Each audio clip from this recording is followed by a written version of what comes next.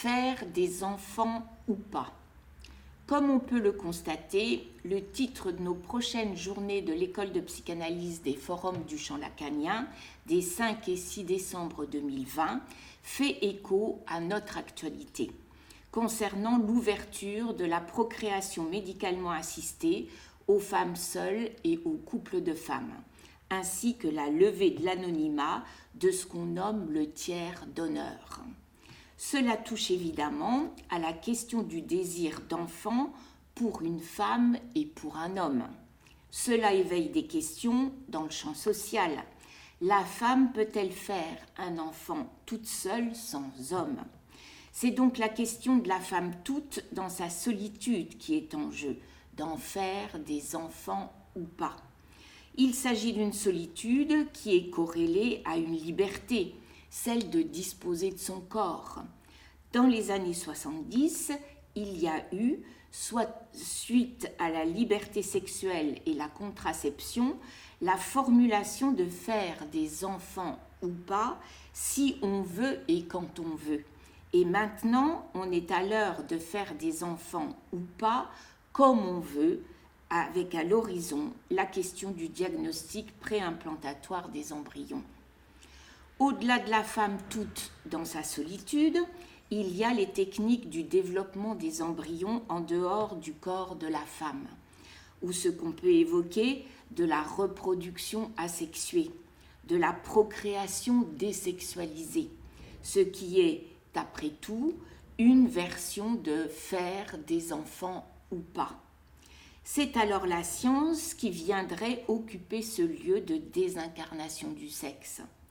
C'est sur ce point qu'on a pu parler, dans le discours actuel, de responsabilité éthique civilisatrice, en rapport avec la dignité et la propriété de la personne, en proscrivant la marchandisation et la commercialisation des organes du corps de la femme comme donneuse ou gestatrice. Quand le discours actuel pose la question de qui est la véritable mère entre deux femmes, on remarquera que la réponse concerne la matérialité du corps. Pour la loi, la mère est la femme qui accouche, c'est celle qui fait les enfants. Le ou pas concerne donc l'autre femme du couple, celle qu'on appelle la mère sociale. Là encore, on fait intervenir la loi. Elle peut adopter l'enfant mis au monde par sa conjointe dans un projet de comaternité à établir devant le notaire.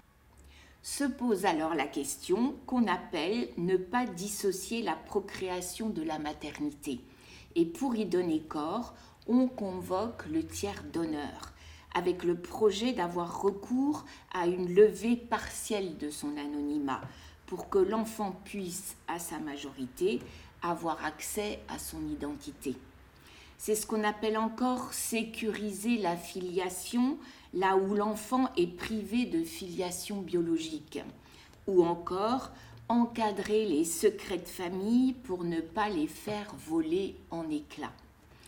Ce sont donc là les questions en débat actuellement et on remarquera qu'elles concernent les fondements de la psychanalyse, même si elles prennent différentes formes selon les époques. On remarquera que faire des enfants ou pas se pose différemment suivant les sexes. Si du côté de la femme, il y aurait une tendance à accélérer le mouvement à faire des enfants, ne serait-ce que par rapport à l'horloge biologique, du côté de l'homme, il y aurait une pente à le retarder pour éviter le manque. Si l'enfant peut, dans le désir d'une femme, boucher son manque, la question se pose concernant le désir d'un homme de devenir père. Lacan n'évoque-t-il pas le père qui a droit à l'amour et au respect quand il fait d'une femme la cause de son désir qui lui soit acquise pour faire des enfants? Rappelons-nous d'autre part comment Freud concevait la nécessité pour l'enfant de construire des souvenirs écrans et des mensonges, au-delà de toute vérité sur ses origines et tout secret de famille. pour donner une substance au père idéal et à l'étoffe de ses fantasmes. Se faire enfant ou pas, pour la psychanalyse, c'est subjectiver le discours de l'autre parental au-delà de la vérité d'un discours familial. C'est sur ce point qu'on fait la différence entre la connaissance, que ce soit celle qui concerne l'identité du tiers donneur, et le savoir inconscient que l'enfant construit. Finalement, que le père soit connu ou pas, ce qui opère de sa fonction, ce n'est pas sa présence dans la réalité, mais sa fonction symbolique. Dès 1938, Lacan a conçu la famille comme une structure avec des modes d'organisation et des lois de transmission. Ce qui est en jeu, ce sont des complexes familiaux qui jouent le rôle d'organisateur dans le développement psychique de l'enfant. C'est ainsi que dans les années 60, Lacan a développé comment le père intervient dans un « ne pas » qui prive la mère concernant l'objet phallique qu'est son enfant. On peut donc dire que se faire enfant ou pas, c'est opérer le tournant d'être le phallus de la mère pour avoir le phallus dans une identification au père. C'est construire la métaphore qui substitue le nom du père à la place premièrement symbolisée de la mère. Ce sont les termes des années 60 qui prennent une autre dimension dans les années 70, quand Lacan développe la fonction de la mère et du père, justement dans un désir qui ne soit pas anonyme, précisément dans le sens où le désir non anonyme de la mère porte la marque d'un intérêt particularisé par la voix de ses propres manques. C'est cela, pour la psychanalyse, faire des enfants ou pas, au-delà de ce que serait la véritable mère. Il s'agit, pour une mère, de prendre ses enfants comme objets qui bouchent son manque ou pas, qui condensent sa jouissance ou pas. Donc même si des enfants sont conçus hors du corps de la mère, que ce soit par fécondation in vitro pendant quelques jours ou par gestation jusqu'à son terme dans le corps d'une autre femme, la fonction de la mère sera d'inscrire son désir de faire des enfants ou pas dans la particularité de son propre manque. Et la question se pose pour la fonction du père, qui lui aussi a un désir non anonyme, qui renvoie à autre chose qu'à lever le voile sur l'identité du père. Le désir non anonyme du père va dans le sens d'introduire son nom comme vecteur d'une incarnation de la loi dans le désir de la mère.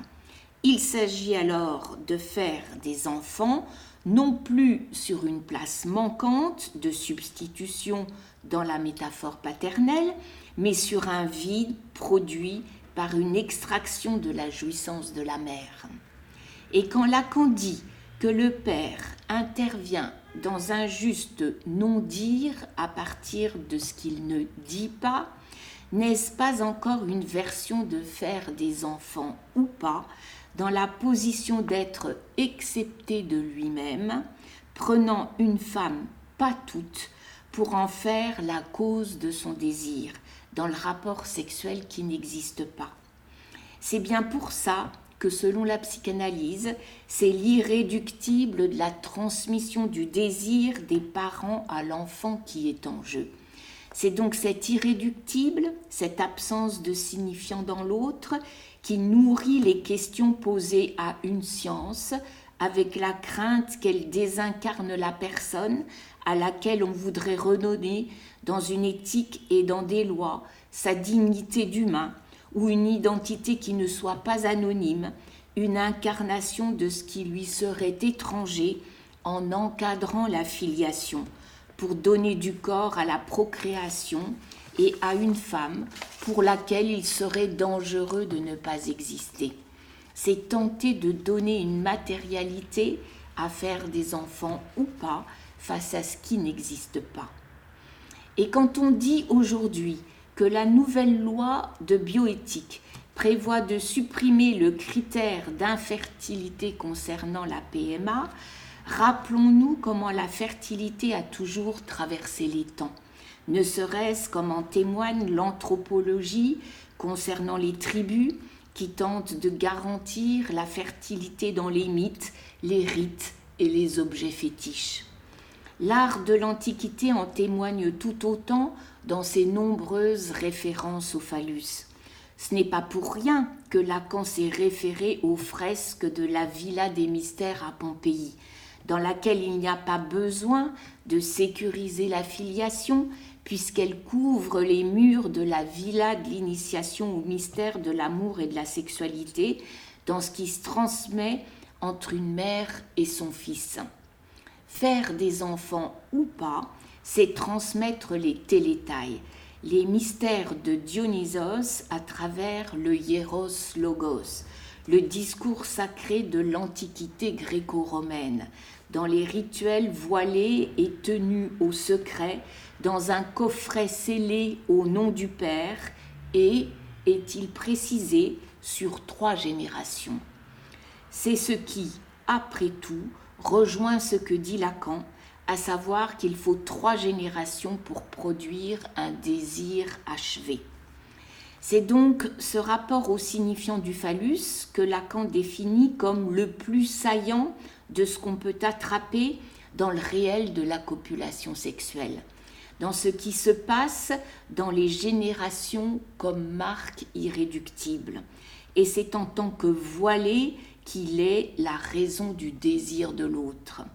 Ce n'est pas pour rien que la signification du phallus initie le sujet dans sa disparition en lui donnant de la substance à l'endroit même de sa division, là où s'inscrit la marque, où le logos se conjoint au surgissement du désir.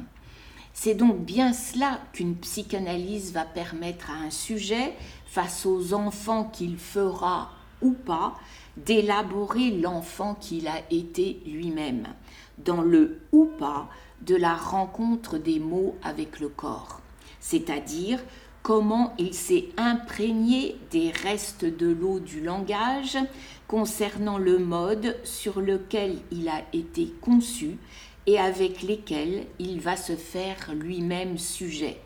C'est ce qui donne une autre portée au corps à considérer comme support de la personne pour protéger le patrimoine génétique. Car dans une psychanalyse, le sujet est amené à élaborer ce qui a fait support à la cause de son désir en soulevant le voile sur la disjonction entre les 2 moitiés de sa persona, au-delà du masque qui ne demande qu'à s'ouvrir aux effets de texture et de réel.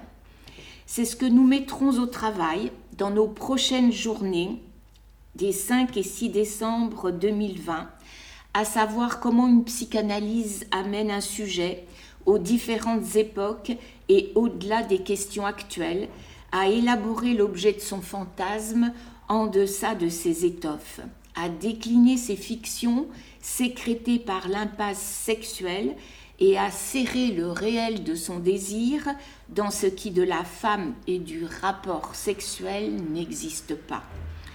Je vous donne donc rendez-vous au 5 et 6 décembre 2020, sachant que dès maintenant, les commissions scientifiques et d'organisation se mettent au travail, ainsi que les élus des pôles, c'est-à-dire ceux qui, dans notre école, assument la tâche de promouvoir les actualités localement en France, qui vont permettre de mettre en place des demi-journées qui amèneront, souhaitons-le, ceux qui y interviennent à proposer des interventions aux Journées de Paris.